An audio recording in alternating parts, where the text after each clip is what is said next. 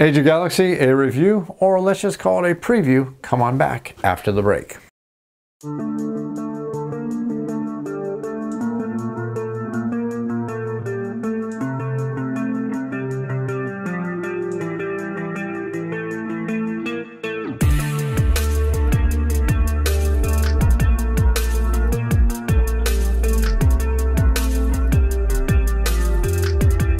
Hey everybody, welcome to the show, Board Game Reviews. This is a review, or let's just call it a preview for Age of Galaxy, a game that's going to be coming out to Kickstarter pretty soon. Now I just want to emphasize that this is going to be more of a preview because what I've been sent here is a sample early production copy of the game. And since there's an early production copy of the game, that means there's things that are not complete, such as the rulebook itself is still in the very early draft. I mean, it even says sample right here, but I can tell you the rulebook has some stuff in it that's not fully finished, not fully fleshed out, so there's not a final rulebook that I'll be able to look over and tell you how well designed the rulebook is. I can tell you right now that in the sample, there's not enough faction cards that come in the game for a full 4-player game. Now, the basic rules of the 4-player game say that every single player is going to start with 7 cards, and then you discard up to 3 cards, and then every single player is going to start with their starting hand with that. Well, this sample production copy only came with 30 cards, and the reason why I'm saying all these things right here is just to emphasize that I just want to talk about what I've seen right here. I can't predict the future about the additional things that are going to come out because I know there's going to be more faction cards. There's going to be more location tiles available for the game, and I know there's going to be much more stuff coming out. From what I've seen, I'd like to make the assumption that there's going to be some really good, more content that's going to come out to be really well balanced. Because what I've seen so far is really well balanced, and they've actually shown me that they're still working on things and still balancing things. I've gotten a few emails from the company showing that, hey, we made a couple of changes right here. These are some things that are evolving, so I know that it makes some really strong positive changes. But I just want to emphasize that I'm only talking about what is arriving right here in the sample gameplay box itself. Now what we have right here is a very strong, very well designed tableau building game about space exploration that is going to eventually be for 1 to 4 players. Now this box set right here, I cannot see the solo gameplay rules, and I have been told that there will be solo gameplay rules for the game coming out as a stretch goal. So they have fully designed them, and I can't comment on them. I would love to comment on them, but I have not seen them at all. But seeing what I've seen right here, I have some pretty good high hopes for the solo rules, especially seeing the pedigree of the last game that this company put out, which was a really good tableau building game also. So they have built some really good designs so far. But what we have right here is we have a game that is a tableau building game that has multiple paths of victory, and it's a game that's going to play very, very well from 2 to 4 players that I can guarantee right now. And it's also a game that is going to play quick, and it's also very enjoyable, and it also is a very wonderful production that comes in a very small package. So what we have here is we have a game that is tableau building where you have multi-use cards. Multi-use cards are something I extremely enjoy in any kind of game. Multi-use cards for me is just a fantastic game invention in and of itself if you really think about it. Because in most of your games, when you have a card game of any kind, whenever you have a card game, if you don't have multi-use cards, your cards are basically usable for one thing. If that opportunity comes up, you're going to play that card for that wonderful opportunity. Hopefully it's going to score you some victory points. Hopefully it's going to do something really cool. But if a card only has one use, that's basically all it's good for. I really enjoy games that have multi-use cards because multi-use cards add an extra level of decision tree every single time you play a game like this, because your decisions are going to continue to evolve. Because let's take a card as simple as this card. This is a very good example of a multi-use card. I can use this card right here just to go ahead and gain 1 ship. Or I can use this card to go ahead and make my ideology, because this can work towards my ideologies, get extra victory points. Or I can use this as one of my 3 alliance races because I like the special powers and I like the resources this race can give me.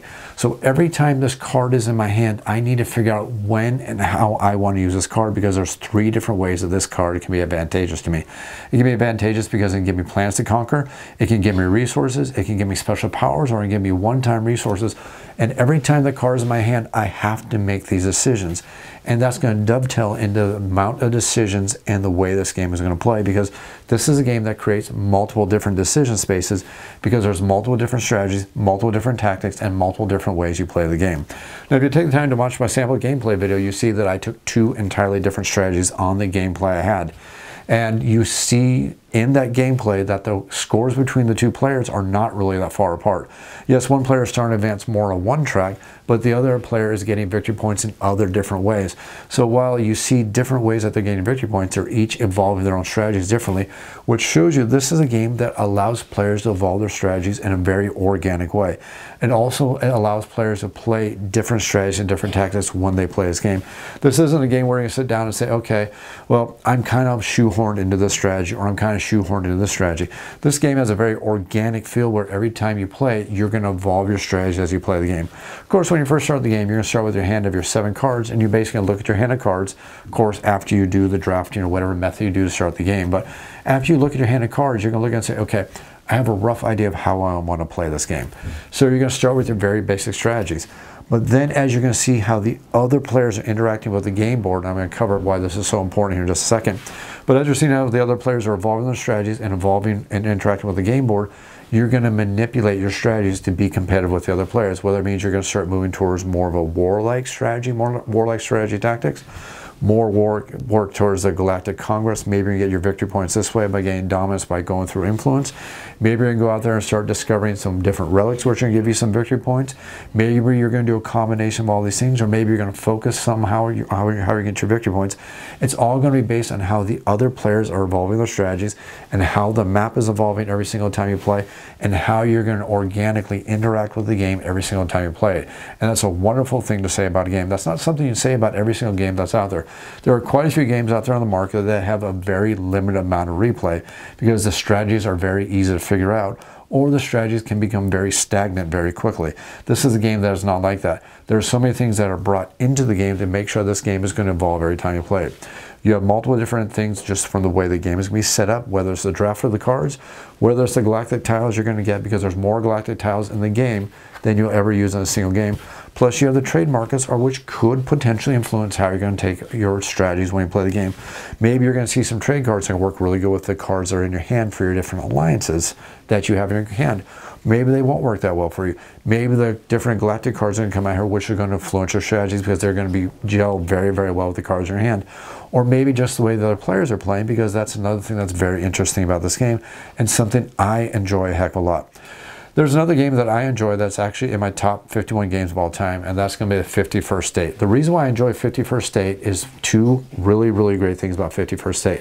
One, multi-use cards, and two, the fact that you can interact with the other players and force them to adjust their strategies based on your decisions, because you can interact with the other players based on your decisions and how you're evolving the game. This game has the same thing inside of it, and that is something I really, really appreciate about this game. Because your decisions can influence the other players, because you can manipulate the other players through your decisions, or simply by just making decisions such as going out for war. Because I am not a huge fan of games that are what I like to refer to as multiplayer solitaire. For me, multiplayer solitaire games are not that great because they feel like while you're interacting with the other players verbally, you're not really interacting with the other players in the gameplay sense, beyond the fact that you're each playing your own individual race style game. Every single player game in a multiplayer solitaire game, you're building up your own personal racing engine. And the first person who gets their racing engine to go rev up in top gear first is basically going to be the person who wins the game, because you have no way of slowing down the other players. It's basically whose strategy gels first is going to be the winner of the game. Now, it's not a negative, because there are a lot of people who enjoy that kind of gameplay. I'm not a huge fan of that kind of gameplay. I like games where my decisions can interact with the other players, and not only that, I can force other players at the table to manipulate their decisions and their decision tree, because if they fail to do so, I can force them to lose the game, because I can organically evolve my strategies and my tactics and influence how they're doing things, and that's something you can do in this game. One of the very good examples is just the war phase. I can build up a slight war engine where I can go against the other player. If they're not smart enough to defend themselves, I can actually take away their victory points from them. Now, it's not a horrible thing where somebody's going to lose majorly if you manage to do this, but it is enough of a hindrance that if somebody does not plan for it and not incorporate that into their strategies, it can cost them the game. And that's something I enjoy. It's a wonderful feeling for a game to know that it doesn't matter what the other player does. I know that if I play my strategy smart, I can interact with them and influence them and possibly even cause detriment for that player. And that's something I appreciate in a game. And any game that includes that is going to be a game that I'm going to enjoy quite a bit. Another thing I greatly enjoy about the game is the fact that this game has a lot of built-in replay variety built in the game, just even in the sample game.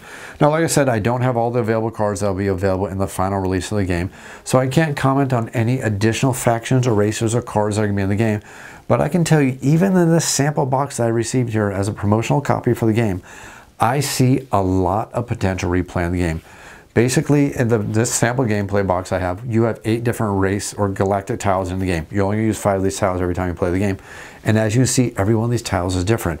How they come out are going to influence your strategies, because some of the planets are not going to gel with the races you have, but they may gel with the future sections of the galaxy as you evolve your tactics. That's something you got to plan for. Not only that, there's more, well, in the final release of the game, there's going to be way more races than you can use every time you play the game, and you're going to draft your hand of races. And all these races have their own special tactical abilities. They have their own things that they're going to give to your empire. They have their own special resources they're going to give towards you. They help balance out your ideologies, and all these things can go towards multiple different passive avenues of victory to gain your victory points and to win the game. And this is going to play differently every single time you play the game. One hand of 7 cards is not going to play the same way the next time you play this game, because your hand of cards are going to be different. And that hand of cards, the basic strategy of this game, if you want to take things and break it down to its absolute bare minimums, your basic strategy when you play this game is, after you draft your hand of 7 cards, you need to most efficiently use all those 7 races to the utmost of your abilities, mixed in with the galactic empire that's coming out here, mixed in with the strategy and tactics the other players are taking on the table. You need to incorporate all those things and make sure that you come out on top when you play this game. And all those things work together so organically to ensure this is a game that's going to have a lot of replay potential. Now, there's a little bit of a caveat to this, though. A lot of times when you have games that have this much potential for replay variety and this much potential for deep strategy, you're also looking at a game that is going to have a learning curve. And I'm not going to lie to you here, this is a game that has a learning curve here. The very first, or maybe even second time you play this game, if you fail to look at the synergies of the cards in your hand, you fail to look at the evolving galactic table right here, and if you fail to react to the other players, you're going to lose, and you might potentially lose horribly. And you're also potentially going to lose horribly if you're one of those players who likes to bullheadedly rush forward, stick to the own strategy that you start at the beginning of the game, not focus on what the other players are doing, and then you're going to lose at the end of the game because you did not modify your strategies as you play the game, because the organic nature of the game forces you to modify your strategies, and failure to do so means that there's a darn good chance that you're probably going to lose the game. And that's something I really do appreciate about the game. Now, what we've seen right here, the components look pretty darn good. I like the artwork. The artwork's very, very enjoyable about this game. I would like to see these tiles right here for the Galactic Empires be a little bit thicker. Now, I understand that some of the things I'm about to say here about the things I would like to see in the final production of the game probably are not going to happen. This is basically a style of game kind of similar to the tiny epic styles of game, where you're going to get one heck of a large production in a little bit of a tiny box. So honestly, I get it. There are only so many things that you put inside this tiny little box. And I'm not going to lie to you, this box was jam-packed, not only with content, but also with gameplay, which is pretty darn cool. But I don't know if they want to make a bigger box. So take some of the things I'm about to say with a little bit of a grain of salt. But I would love to see these tiles to be a little bit thicker. I think it'd be nice to play with that a little bit more. I like the ships that we have in the game so far. They're pretty nice to manipulate. They're pretty darn good to hold. I like the artwork on the cards. The artwork on the cards is pretty darn good. But what I don't think I'm a huge fan of at this point in the gameplay, and I have played this game quite a bit at this point, is I'm not the largest fan of the icons used for the game. Now, this game uses a lot of icons. I think probably better if I show you this sheet right here.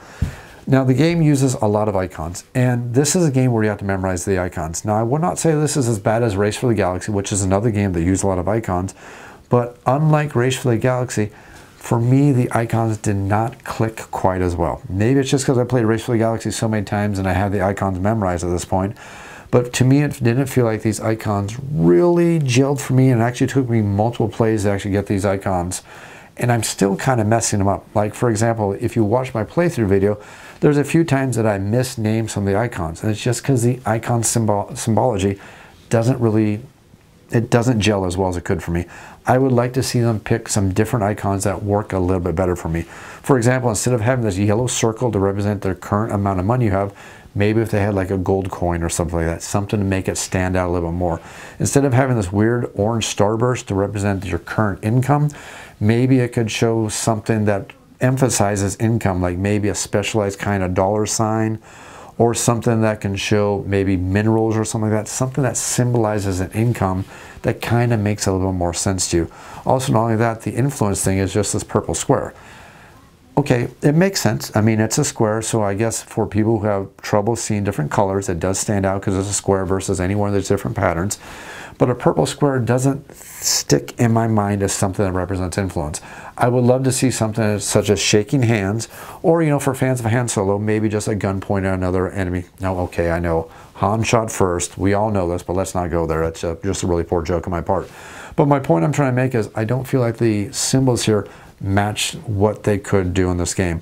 And for me, sometimes symbology in games and the images that they use in games can be the difference between a good game and a great game. Because sometimes when you're trying to learn all these game icons, because I know as games become much more of a global marketplace, they try to use symbols much more, so it becomes, the games themselves become a lot less language independent.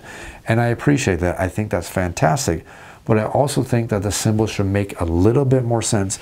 That way it's a little bit easier to explain the game, it's a little bit easier to teach the game, and it's also a little bit easier to remember the game, especially if this is a game that you play and then maybe you'll go for a couple weeks and not play the game and want to pull it back out again. Well, the symbols are much more logical and they make more sense to you. It's going to make it click, and it's make the rules click for you a little bit better every single time you play the game. Overall though, I think this is a really good package. They have a lot of gameplay content that is in one simple little box. This is a game that's probably not going to cost a lot when it comes to Kickstarter. It's going to be a really good value. You get a lot of gameplay variety. You have a game that plays very, very quickly, especially for what it is. You have a lot of really strong potential in a very small package. And that's just a wonderful thing to say about the game. I also appreciate how they have hint cards. They have cards that go over your full turn overview, and there's one of these for every single player. There's a nice little hint card that tells you what basically all the resources do, how they help you, and basically along those lines. And there's also a nice little overview that tells you how to get your victory points. It'd be so fantastic if more game producers did this. Just simple, nice, elegant hint cards. Simple, nice, elegant cards that tells you what the victory points do, how to earn certain things, and what the certain resources can help you do. Little things like this are wonderful bonuses, and it would be so fantastic if more designers would do this. And it's nice to see publishers actually taking the time to do these, because these are little things that make a big difference in the end when it comes to game production. This is also a game that has a lot of replay potential. It's a game that's going to evolve with you. It's a game that's going to evolve as you play it. It's a game that you're going to learn the richness and the strategies and the depth of the tactics. And it's a game that you're going to be able to keep on the game shelf for a long, long time, because it's not a game that's going to get boring quickly. This is a game that you're going to be able to keep learning the deeper, richer strategies. It's a game you're going to be able to evolve your strategies, and it's a game you're going to be able to play differently every single time you play the game. I hope you enjoyed this video. I hope you enjoyed this video series. If you have any comments or questions, make sure you leave them down in the YouTube comments down below. I'll be sure to get to them as quickly as I can. You also feel free to email me off the shelf board game reviews. That's otsbgr@gmail.com. Be sure to answer email as quickly as I can. If you enjoyed this video, if you enjoyed this video series, think about supporting the channel over on Patreon. Just one tip over, or $1 in a tip jar over on Patreon can help me cover my costs, help me keep new content coming out for you on a constant basis. If you enjoyed this video, if you enjoyed this video series, click that like button, click that subscribe button, and as always, thanks for watching.